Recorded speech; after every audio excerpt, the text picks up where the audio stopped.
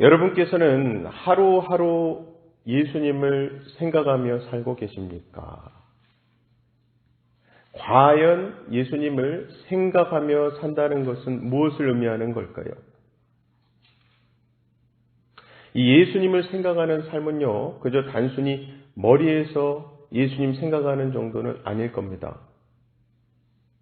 크리스찬이 예수님을 생각하며 산다는 것은요, 예수님의 마음과 뜻이 무엇인가를 생각하며 그 뜻에 순종하며 살아가는 것이라고 말할 수 있겠죠.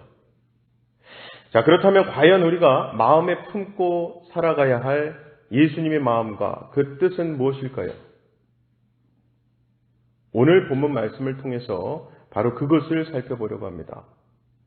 본문의 내용은 행음했던 첩을 데리러 간 레위인이 장인의 권유에 의해 몇 번씩 떠날 길을 멈추고 장인의 집에 유하다가 겨우 길을 떠난 것으로 시작을 하고 있습니다.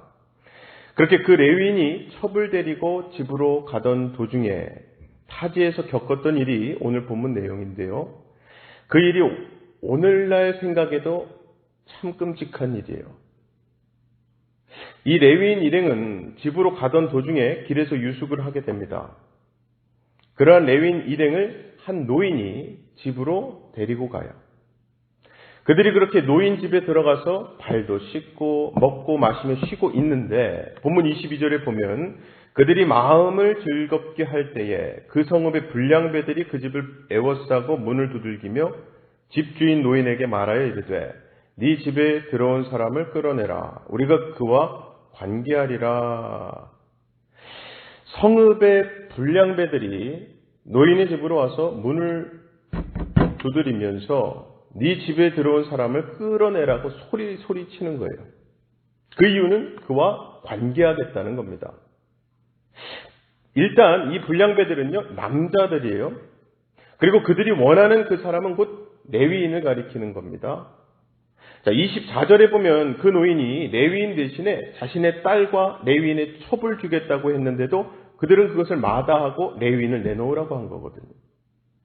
이것을 보면 그 불량배들은 남색, 즉 동성연애를 원했던 것으로 추측해 볼 수 있습니다. 그리고 우리는 이러한 내용으로부터 당시 이스라엘 백성들이 얼마나 신앙적으로 타락했는가를 알 수 있습니다. 이 일이 벌어진 기브아라고 하는 땅은요, 비록 이방인이 거하던 땅이지만 그때는 이미 베냐민 지파 사람들이 그 땅을 기업으로 얻어서 살고 있었거든요. 그러므로 오늘 본문에 나온 이 성읍의 불량배들, 그들은 결국 베냐민 지파 사람들이었음이 틀림없어요. 즉 그들은 자신과 같은 동족인 레위인에게 남색을 원하고 있는 겁니다. 그리고 이것이 바로 이스라엘 전체가 당시에 신앙적으로 엄청 타락해 있었다는 것을 보여주는 증거인데요. 남색은 분명히 하나님께서 금하시는 것이었음에도 불구하고 그들에게 하나님 말씀 따위는 관심이 없었던 거예요.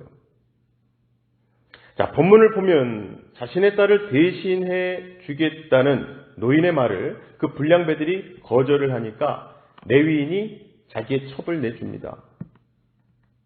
그리고 불량배들은 그 첩을 밤새도록 욕보이다가 놓아주었다는 것이 본문 말씀인데요. 그 뒤로 보면은 그 첩은 레위인이 거하고 있는 집 문에 이르러 죽게 됩니다. 아침에 그 시체를 발견한 레위인은 첩의 시체를 집으로 가져와서 12토막을 내어서 이스라엘 사방에, 즉 12지파에게로 두루 보내었다는 참 입에 담기도 끔찍한 사건인데요. 도대체 왜 이러한 끔찍한 사건이 성경에 기록되어 있는 걸까요? 어떻게 보면 거룩한 하나님의 말씀이 기록된 성경에서 삭제하거나 좀 순화시켜도 좋을 것 같은 내용이 이렇게 적나라하게 하나도 감춤 없이 기록되었다는 이 사실이 의미하는 게 뭘까요? 자, 아무리 생각해도 너무나 악한 이 오늘 본문의 이 사건에서 우리가 생각해야 하는 것은요, 이스라엘의 악함입니다.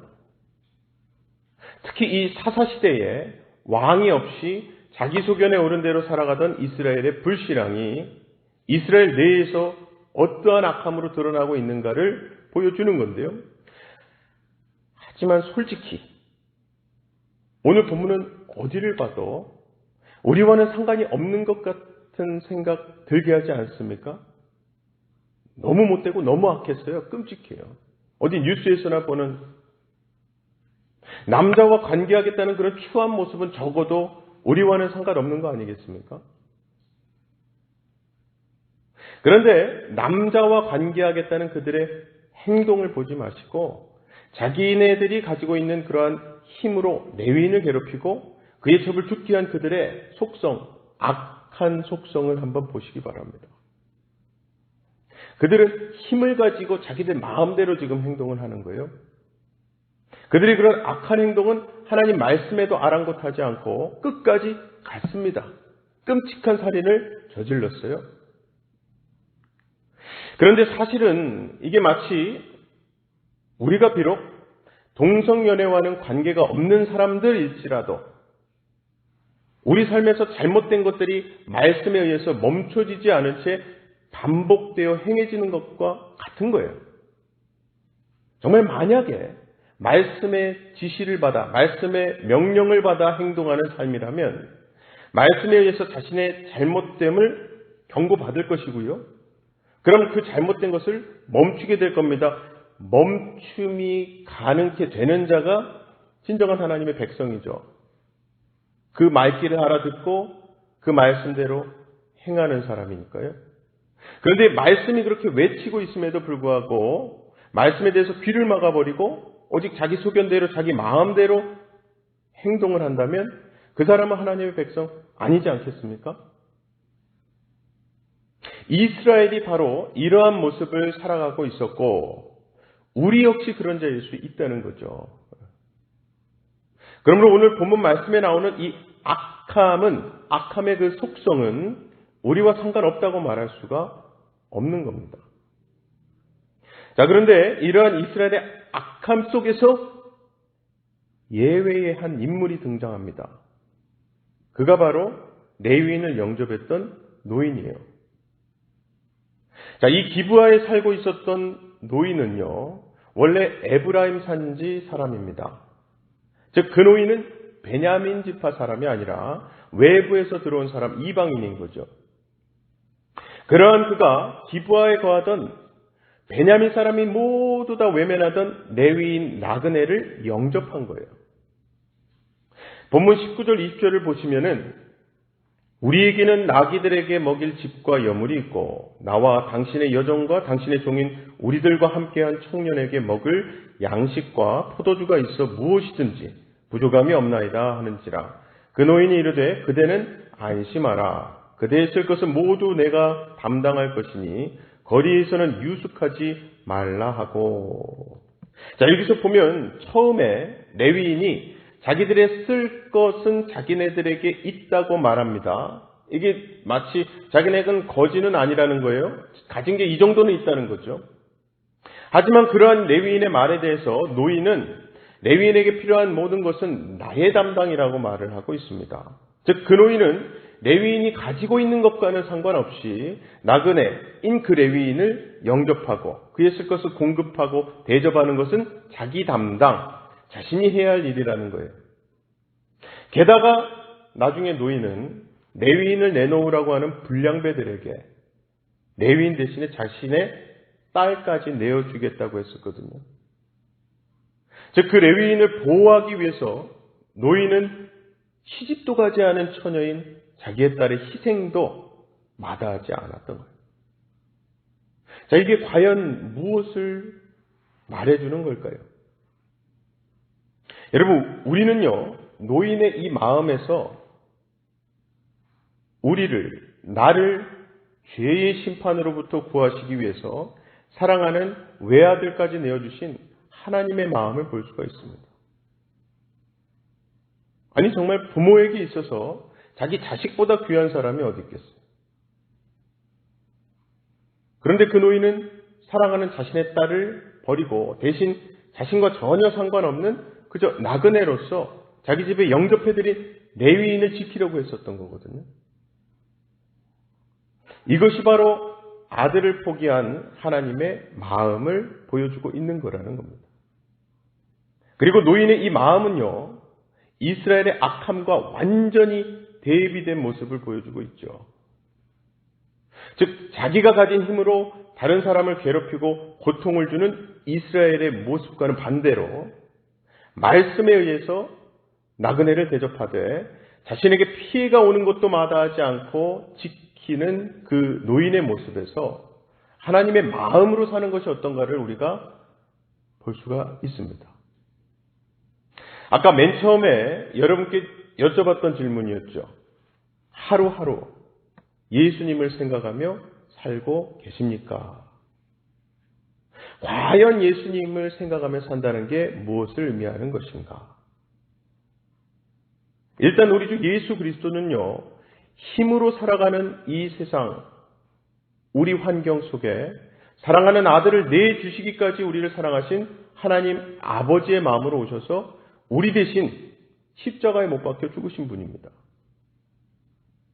그 예수님께서 이 세상에서 사셨던 모습은요, 가장 낮고 천한 곳으로 약자로 오셔서 약자를 가까이 하셨죠. 세상이 무시하고 천대했던 사람들을 외면하지 않으셨어요. 가까이 하셨어요. 그러므로 그리스도인이 이러한 예수님의 마음과 그 뜻을 마음에 품고 살아간다면 크리스찬은 신자로서 보여지는 그 삶과 그 행동은 당연히 약자에 대한 하나님의 마음으로부터 보여질 겁니다. 그 마음이 바로 기브아에서 보여진 그들의 악함에서 한 노인이 보여주는 하나님의 마음이죠. 나그네를 영접해드리고 그를 지키기 위해 자기 딸 희생하기까지를 마다하지 않았던 마음이죠. 무엇보다 나그네를 영접하는 그 마음이 바로 예수님의 마음이었습니다. 그리고 우리는 예수님을 믿는 신자로서, 크리스찬으로서 바로 그 마음, 예수님의 마음을 담고 따르며 살아가야 할 사람들이죠.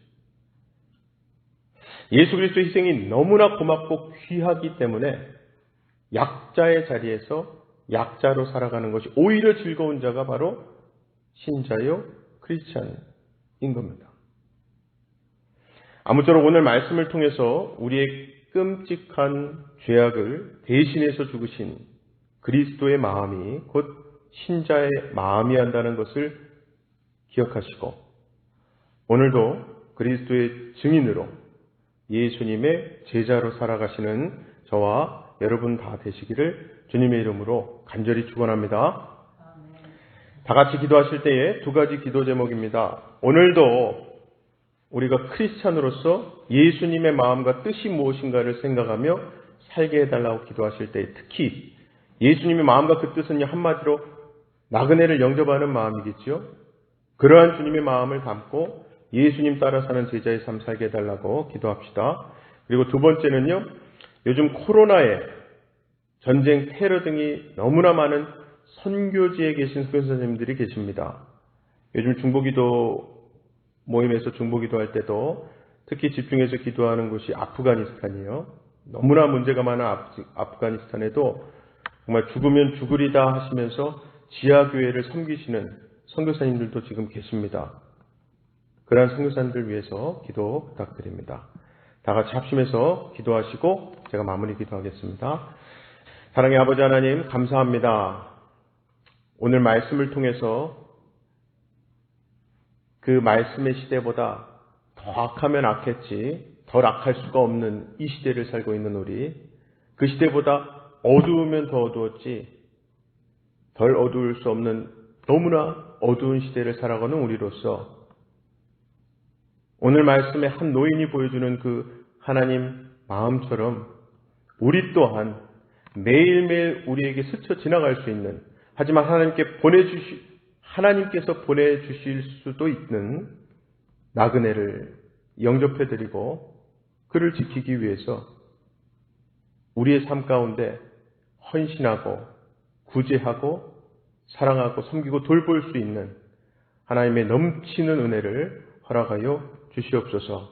그리하여 예수 그리스도의 마음, 그 뜻을 생각하는 삶이 생각만 해서 끝나는 것이 아니라 우리에게 주시는 감동과 또 도전과 깨우침을 통해서 삶 가운데 행동으로 드러나므로 예수 그리스도의 향기가 자연스럽게 우리 삶을 통해서 흘러 풍겨낼 수 있도록 도와주시옵소서. 특별히 코로나의 전쟁과 테러가 끊이지 않는 세상 곳곳에서 하나님께서 명하신 복음사역, 전도사역, 생명구원사역에 힘쓰신 우리 선교사님들 위해 기도합니다. 죽으면 죽으리라 고백하시며 아프간 같은 곳에서도 탈출하지 않으시고 지하교회를 목숨을 걸고 섬기시는 우리 선교사님들, 그런 분들과 같이 하나님께 모든 것을 바치고 의지하고 계신 우리 선교사님들과 그 가족을 하나님께서 보호하시고 하나님께서 뜻하고 계획하신 선교사역을 이 땅에서 마무리 지실 때까지 어떠한 상황 가운데서도 굴하지 않고 하나님께서 주시는 능력과 성령 충만함으로 매 순간순간마다 귀한 영혼 구원에 쓰임받는 사역자, 사명자, 선교사님들 될 수 있도록 도와주시옵소서. 우리가 우리 선교사님들 위해서 항상 기도할 때에 우리 삶 가운데서도 선교와 전도가 끊이지 않는 귀한 전도자로서의 삶을 살아낼 수 있도록 도와주실 줄 믿사옵고 모든 말씀 예수님 이름으로 기도하옵나이다. 아멘.